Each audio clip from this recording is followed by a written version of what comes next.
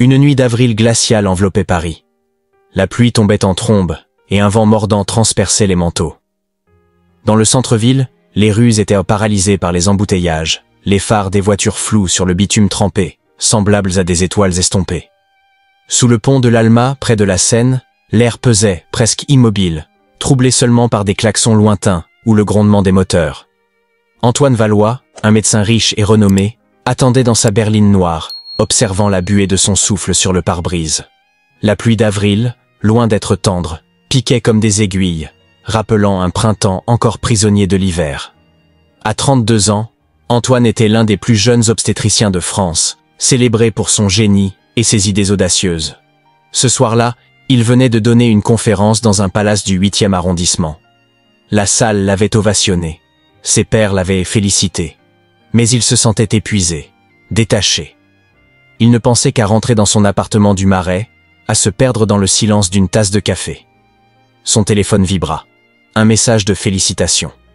Il ne le lut pas, las des éloges. Puis, un mouvement attira son regard sur le trottoir, près du pont. Un tas de vêtements, peut-être, abandonnés sous la pluie. Mais le tas bougea, faiblement. Son instinct de médecin s'éveilla. Il gara sa voiture, saisit son manteau et s'élança sous l'averse, l'eau glacée trempant ses cheveux en quelques secondes.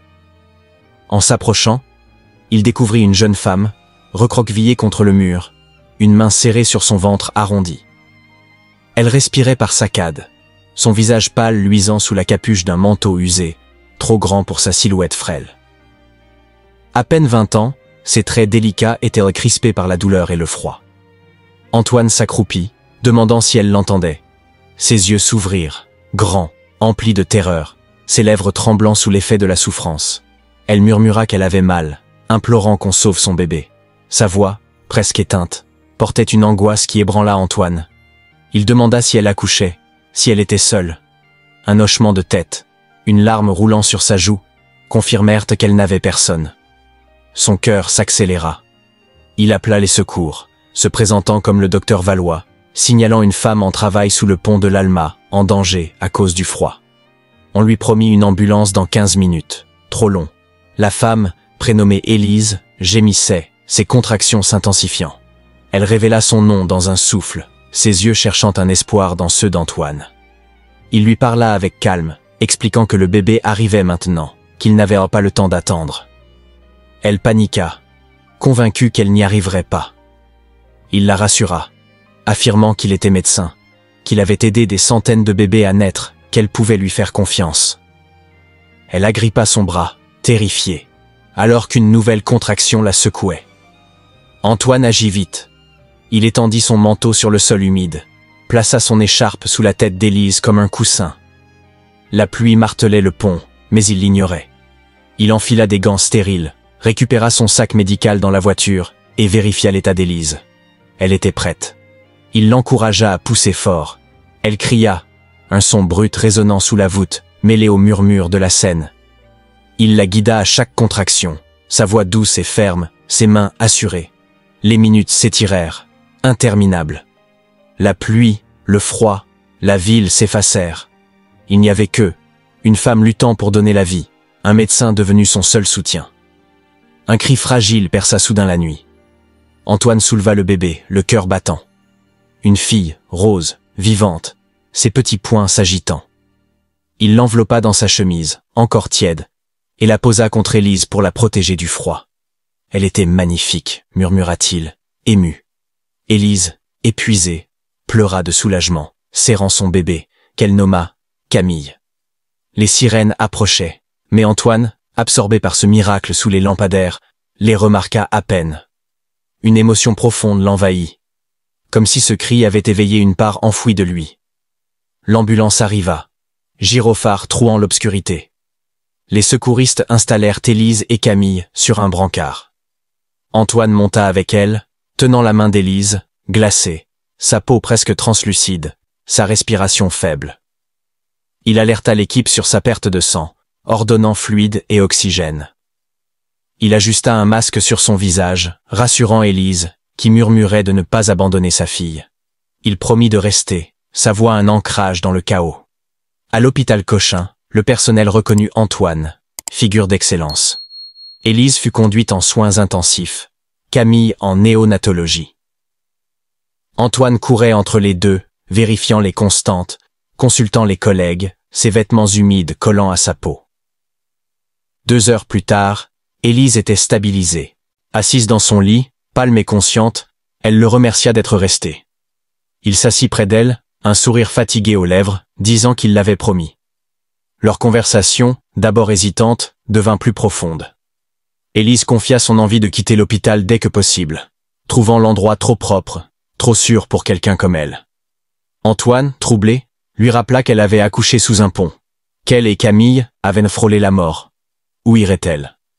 Elle baissa les yeux, évoquant un autre pont, un parc, une gare, des lieux où elle avait survécu. Il refusa cette idée, déterminé à ce qu'elle ne retourne pas à cette vie, pas avec un bébé. Le lendemain, il apporta un sac de vêtements, couches et affaires pour Élise et Camille, insistant pour qu'elles ne reviennent pas dans la rue. Elle demanda pourquoi il se souciait d'elle, une inconnue. Il répondit que personne d'autre ne le faisait, et qu'elle était spéciale, ayant donné la vie dans une tempête avec un courage rare. Il proposa un refuge, une serre derrière sa maison à Montmartre, chaude, calme, isolée. Ce n'était pas de la charité, mais un espace pour respirer. Émue, Élise accepta, précisant que ce serait temporaire. Élise et Camille s'installèrent dans la serre, un havre empli de plantes suspendues, d'odeurs de terre et de lumière douce. Camille gazouillait dans un berceau d'osier, et Élise, pour la première fois depuis des années, dormit sans peur. Elle nettoyait la serre, pliait les vêtements de Camille, soignait les semis confiés par Antoine. Ces gestes simples lui redonnaient une dignité perdue. Chaque matin, elle se levait avec un peu plus d'espoir, regardant Camille sourire, ses joues rondes éclairées par le soleil d'avril. Un jour, elle trouva le courage de demander à Antoine si elle pouvait aider à sa clinique du 19e arrondissement. Sans diplôme, elle proposait de nettoyer, d'organiser, de parler aux gens. Surpris, il sourit, disant que son envie d'aider valait plus que des études. Le lendemain, Élise arriva à la clinique, nerveuse mais résolue. Elle accueillait les patients avec douceur, servait du thé, écoutait leurs craintes. Sa patience, forgée par ses épreuves, touchait tout le monde. Les patients l'adoraient, et elle, qui s'était toujours sentie invisible, commença à se voir autrement, à briller. Mais un soir, Camille, âgée de quelques semaines, fut prise d'une forte fièvre. Élise, paniquée, contacta Antoine. Il arriva vite à la serre, son sac médical à la main. Sous la lueur des lampes, il examina Camille, vérifiant sa température et sa respiration. Il diagnostiqua une fièvre virale, prépara un médicament et appliqua des serviettes tièdes sur son front. Élise, dans un coin, les bras croisés, luttait contre l'angoisse. Des heures plus tard, Camille s'endormit, apaisée, dans les bras d'Antoine. Élise, les yeux humides, le remercia. Il répondit qu'il n'avait pas voulu partir, son regard empreint de chaleur. Cette nuit-là, Élise se confia. À 19 ans, elle avait aimé Julien, un jeune homme riche et charmeur. Enceinte, elle fut rejetée, accusée de ruiner sa vie. Les parents de Julien, froids et arrogants, lui offrirent de l'argent pour disparaître. Seule, elle erra dans des foyers, des gares, sous des ponts. Quand les contractions commencèrent, elle était sur un banc, sous la pluie, convaincue qu'elle mourrait. Antoine l'écouta, une colère sourde dans les yeux, contre ceux qui l'avaient abandonnée. Il lui dit qu'elle avait survécu, gardant Camille en vie par sa seule volonté. Un courage immense. Un soir, un coup à la porte de la serre brisa la paix. Élise, berçant Camille, se figea. Dehors, Julien et ses parents attendaient, silhouette sombre dans le crépuscule. Julien, en manteau coûteux, exigea Camille, sa fille. Sa mère, méprisante, déclara qu'elle méritait mieux qu'une vie dans une cabane. Élise, tremblante, leur rappela qu'il l'avait abandonnée. Le père de Julien, froid, menaça d'un procès, vantant leurs avocats et leur argent. Élise claqua la porte, terrifiée. Les souvenirs de la rue, nuit gelée, faim, solitude, la submergèrent. Elle décida de fuir. À l'aube, elle prit un sac avec des couches, du lait, une couverture, et partit, Camille contre elle. Près de la gare du Nord, sous un ciel rose, Antoine la trouva. Il sortit de sa voiture, encore en blouse, demandant où elle allait. Elle expliqua que Julien voulait lui prendre Camille, qu'elle devait fuir. Il s'approcha, disant que fuir ne protégerait pas Camille, qu'elle serait seule, sans rien. Elle pleura, avouant n'avoir ni argent ni pouvoir contre eux. Il posa une main sur son épaule, promettant de l'aider, car elle lui avait fait confiance pour sauver Camille. Il était avec elle, désormais. Plus tard, sous une pluie fine, Élise attendait à un arrêt de bus près de Bastille, trempée, serrant Camille qui pleurait. Antoine arriva, freinant brusquement. Il l'appela, disant qu'elle gelait, l'invitant à monter. Elle refusa, convaincue que Julien gagnerait. Il retira son manteau, le posa sur ses épaules et proposa de l'épouser. Abasourdie, elle demanda pourquoi. Il expliqua qu'un mariage ferait de Camille sa belle-fille légale, empêchant tout juge de la donner à Julien. Il avait un nom, des ressources. Après un silence, Élise accepta, touchée par sa sincérité. Ils se rendirent à la mairie du 18e, un bâtiment modeste ouvert tard. Trempés, avec Camille endormie, ils signèrent les papiers. Leurs vœux furent brefs. Lui promit de la protéger. Elle jura de ne plus fuir. Pas de bague, pas de fête, mais un lien naquit, plus fort qu'un contrat. Élise Valois, un nom nouveau, portait l'espoir d'un avenir. Les jours suivants, Élise retrouva sa place à la clinique, plus assurée. Camille grandissait, ses rires emplissant la serre. Antoine passait souvent, partageant des moments simples avec elle. Leur lien s'approfondissait, tissé de regards et de silences complices. Mais un après-midi, près de la crèche de Camille, une voiture pila. Julien et sa mère en sortirent, suivis de 2 hommes. Ils exigèrent Camille, la mère criant qu'elle appartenait à leur famille. Élise, serrant Camille en pleurs, hurla qu'il les laisse. Un homme saisit son bras, un autre tendit la main vers Camille.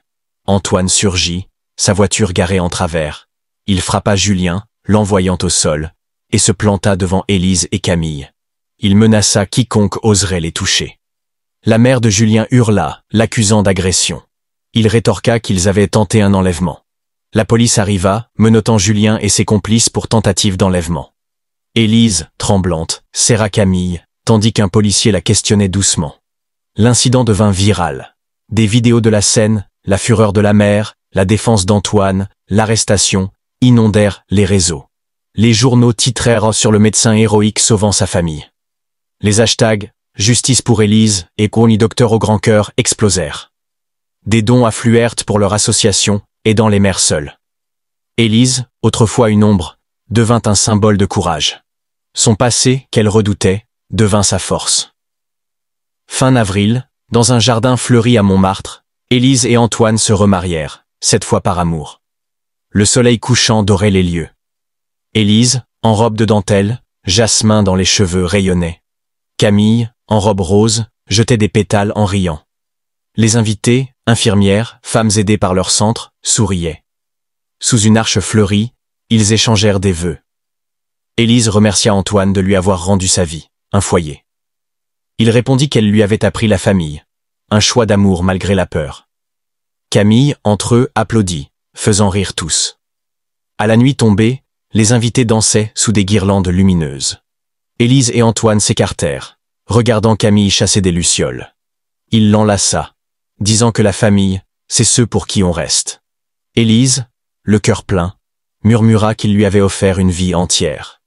Sous les étoiles d'avril, avec Camille riant, il savait avoir bâti un amour né d'un cri dans la nuit, forgé par le courage, plus fort que tout.